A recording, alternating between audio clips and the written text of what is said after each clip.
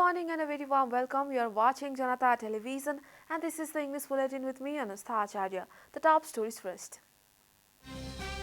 Nepali Congress emerges victorious in most of the local units. Balensa maintains lead in KMC.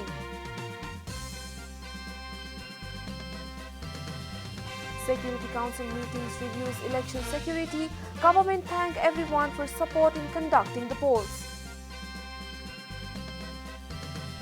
The terms of elected representatives at local units ended yesterday. Representatives of all 753 units ended after a full 5-year term. UN warns Ukraine invasion could cause global food crisis. Poorer nations to suffer from food insecurity the most. And Nepali women's cricket team lost the 5-match series against Uganda 3-0. Team suffers 6-wicket defeat in their third match.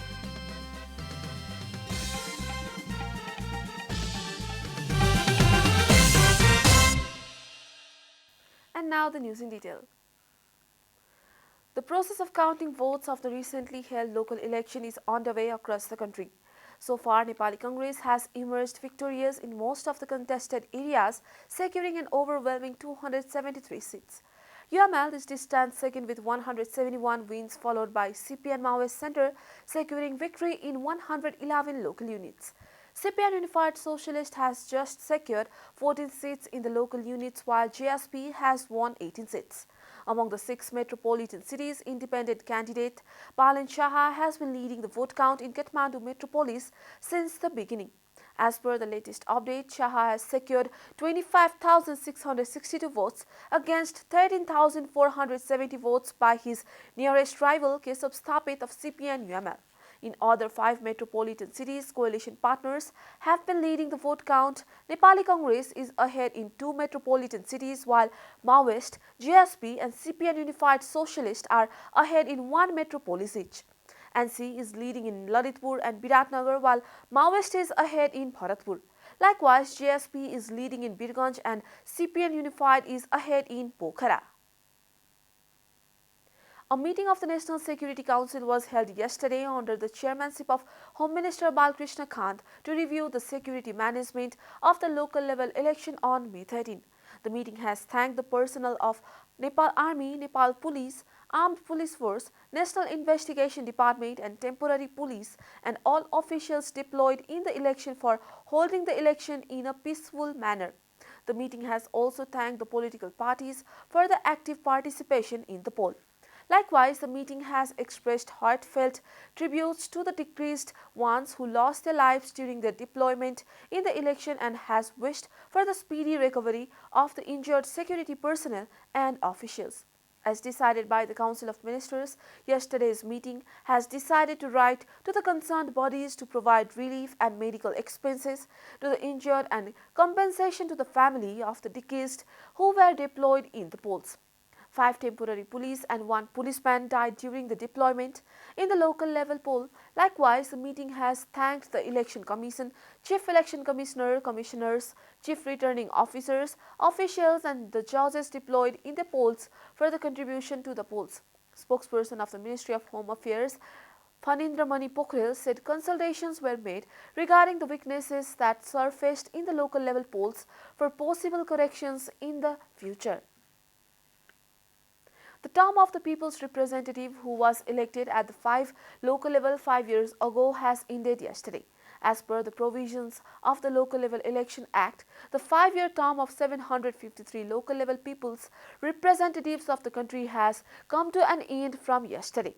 After the promulgation of the Constitution of Nepal and the country went into federalism, the term of the people's representatives elected at the local level for the first time in 2017 has ended on Thursday. The election was held in 3 phases on May 14, June 28 and September 18 of 2017. Nepal's constitution stipulates that the term of local level officials is 5 years. However, the Local Level Election Act has provided that the date of the election in the first phase should be considered as the date of election. The Election Commission has stated that 80% results of the votes have been declared of the local level election held last Friday. In a regular press conference held by the Commission on Thursday, the spokesperson of the Commission, Saligram Sharma Paudel, said that 80% of the votes at the local level have been declared by Thursday afternoon. He said that 570 local level election results have come so far. He informed that a total of 29,303 candidates have been elected, including 174 for chief, 174 for deputy chief, 396 for chairman, 396 for vice chairman, 5,659 for ward chairman, 5,653 for women members, 5,556 for Dalit women members, and 1,295 for ward members. आएको प्रणालीमा प्रविष्टि भइसकेको छ। हालसम्म प्रमुखमा 174, उपप्रमुखमा 174, अध्यक्षमा 396, उपाध्यक्षमा 396, वडा अध्यक्षमा 5,659, महिला सदस्य 5,653, दलित महिला सदस्य 5,556 र वडा सदस्य 1,295 गरी कुल 29,303 जना उम्मेदवार निर्वाचित भइसकेका छन्। He informed that re-election is scheduled to be held on May 20 at Sabhebigar of Acham, which was postponed on May 13. He said that a decision is yet to be taken by Commission regarding Triyoga Municipality Ward number 12 and Budhiganga Municipality of Bazura District. Spokesperson Paudel said that the counting of votes would be completed within 4 days at most after the ballot boxes were received. The Commission has directed the police officers across the country to arrest and take action against those involved in illegal activities at the polling stations during the election. This is Janata Bulletin. We'll be right back after a short break.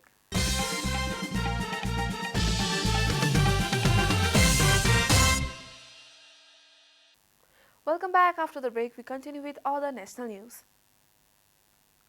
The government yesterday confirmed 12 new cases of COVID-19 across the country. According to the Ministry of Health and Population, the number of active cases of COVID-19 has dropped to 9 after people recovered from the disease. So far, a total of 979,040 people have tested positive for the virus in Nepal, while 966,938 people have already recovered. No new death from the virus was reported yesterday. The death toll from the virus remains constant at 11,951. Nepal is currently among top 67 countries affected by coronavirus. USA tops the list with 84.79 million cases, followed by India with 43.13 confirmed cases. The virus has infected more than 525.53 million people worldwide and has claimed over 6.29 million lives. Although the appropriation bill has given high priority to agriculture sector, members of the parliament suspect the government will not be able to implement the decision. Speaking at the House of Representatives meeting yesterday, lawmakers say that they suspect the government will be able to bring plans and packages as per the announcement made in the appropriation bill. Janata Samajwadi Party leader Pramod Shah expressed concerns that the budget of agriculture sector will be based on donations and there will be not any kind of monitoring.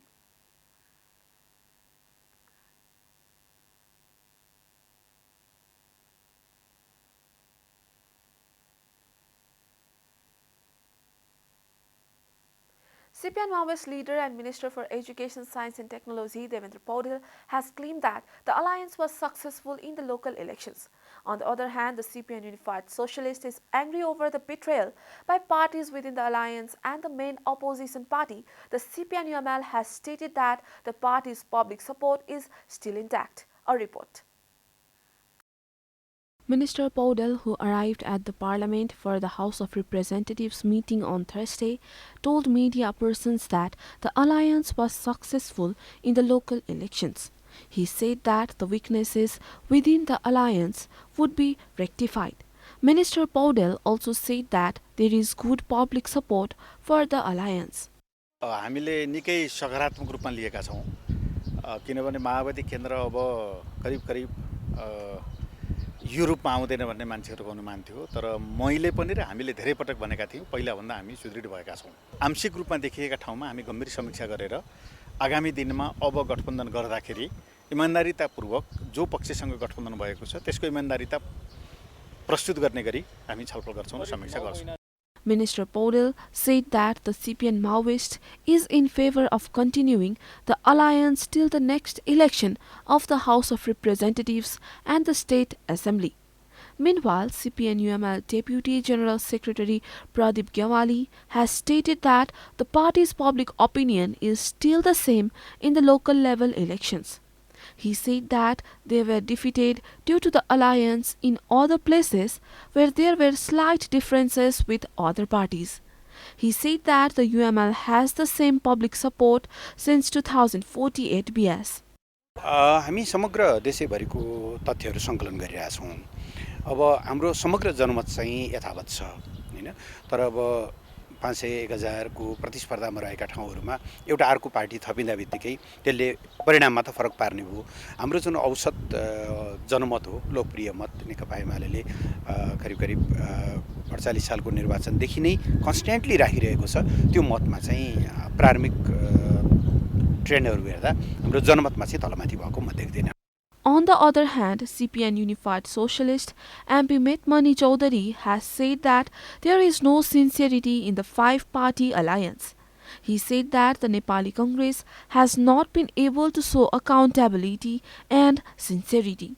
He accused the Maoist party for leaning towards profit just like the business-minded people. He said that they were not satisfied with the ongoing local election results. चुनावी मत परिणामलाई हामीले खास satisfy छैनौँ। अब जुन तरिकाले 5 दलीय गठबन्धनमा इमानदारिता हुनुपर्थ्यो त्यस्तो देखिएन। खास गरेर अब नेपाली कांग्रेसले जुन तरिकाको जवाबदेहिता इमानदारिता देखाउनु पर्थ्यो त्यो देखाउन सकेन। अब माओवादी पार्टीले आफूले एउटा बिजनेसम्यानको जस्तै 4 पैसा फाइदा कता हुन्छ He said that the alliance could be taken forward only if the Congress and the Maoists were sincere. He further added that it is not possible to go ahead with the parties which do not engage in politics or morality and discussions. And now the news from Economic Front.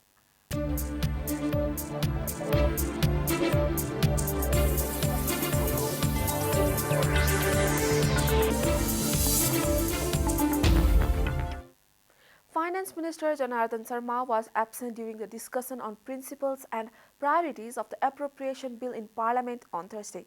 Lawmakers present in the House of Representatives strongly criticized the absence of the incumbent Finance Minister. Speaker Agni Prasad Sapkota ordered the Finance Minister to attend the meeting, after which he arrived at the House of Representatives lately. Not only the opposition party leader but also the members of coalition government were unhappy about the finance minister's absence. After he arrived at the House meeting, Minister Sharma urged the MPs not to make budget a political issue. Time for a short break here at Janata Bulletin. Stay tuned for international news.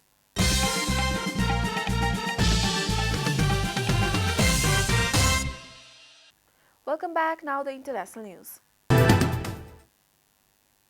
Russia's invasion of Ukraine could soon cause a global food crisis that may last for years, the UN has warned. Secretary General Antonio Guterres said the war had worsened food insecurity in poorer nations due to rising prices. Some countries could face long-term famines if Ukraine's exports are not restored to pre-war levels, he added. The conflict has cut off supplies from Ukraine's port, which once exported vast amounts of cooking oil as well as cereals such as maize and wheat. Speaking in New York on Wednesday, Mr. Guterres said that the conflict, combined with the effects of climate change and the pandemic, threatens to tip tens of millions of people over the age into food insecurity, followed by malnutrition, mass hunger and famine. He warned that the only effective solution to the crisis was reintegrating Ukraine's food production as well as fertilizer producer by both Russia and Belarus back into the global market, as reported by BBC. Ukrainian President Volodymyr Zelensky has said Russian forces had completely destroyed the eastern Donbas region and accused Moscow of carrying out senseless bombardments as it intensified its offensive. In the Donbas, the occupiers are trying to exert even more pressure. It is held there, and that is not an exaggeration, he said in the late-night video addressed as reported by Al Jazeera. He further added, this is a deliberate and criminal attempt to kill as many Ukrainians as possible, to destroy as many houses, social facilities and enterprises as possible. India's top court has sentenced cricketer turned politician Navjot Singh Sindhu to 1 year in prison in a decades-old road race case as reported by BBC. The Supreme Court ruled that Sindhu intentionally caused hurt to Gurnaam Singh, who was 65, resulting in the death in the incident in 1988. The former MP was acquitted of the more serious charge of manslaughter in 2018 that still stands, but the jail sentence is a serious setback for his political career. Sindhu recently resigned the Congress party's chief in Punjab after his party was whipped out in state assembly elections. He has limited legal options left as he can appeal against the ruling only once in a form of a curative petition. You are watching Janata Bulletin, and now the latest from the world of sports.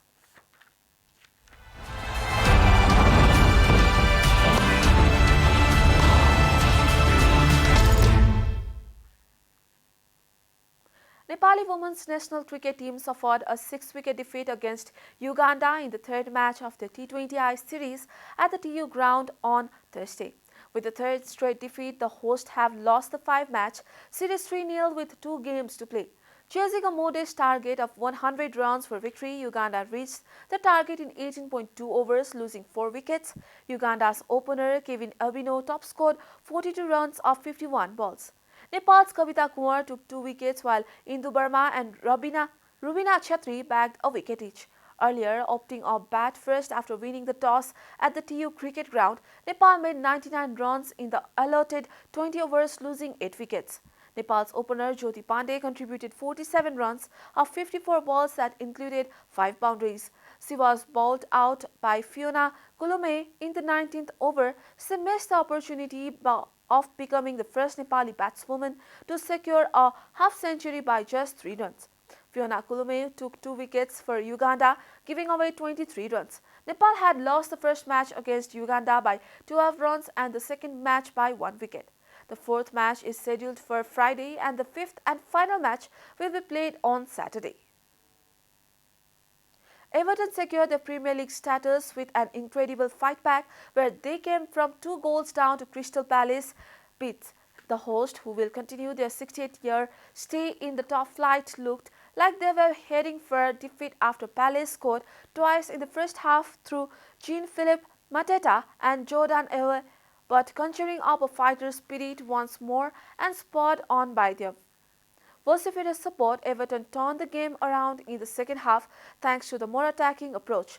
In 9 minutes after the break, Michael Keane smashed in the live Frank Lampard's side hope, and when Richarlison found the bottom corner with a miscued shot with 15 minutes left, it sent Goodison Park into raptures as a precious point looked likely.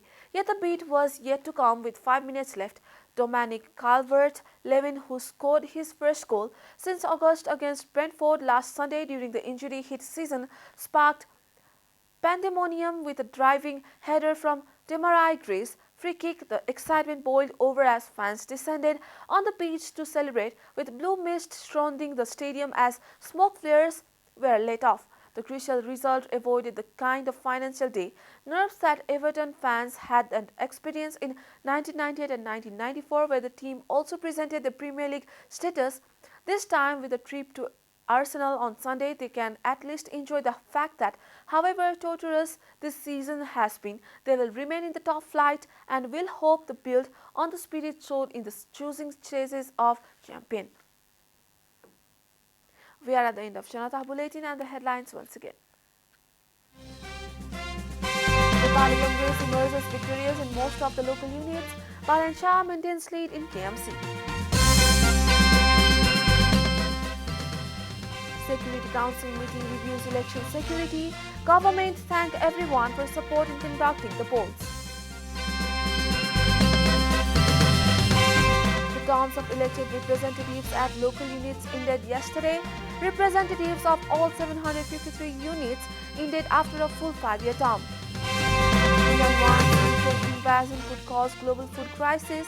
Poorer nations to suffer from food insecurity in the most. And Nepali women's cricket team lost the 5 matches series against Uganda at 3-0. Team suffered 6-wicket defeat in the third match.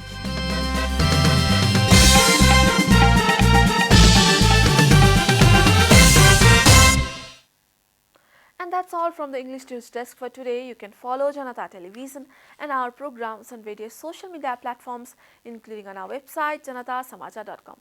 Keep watching Janata Television. Namaste.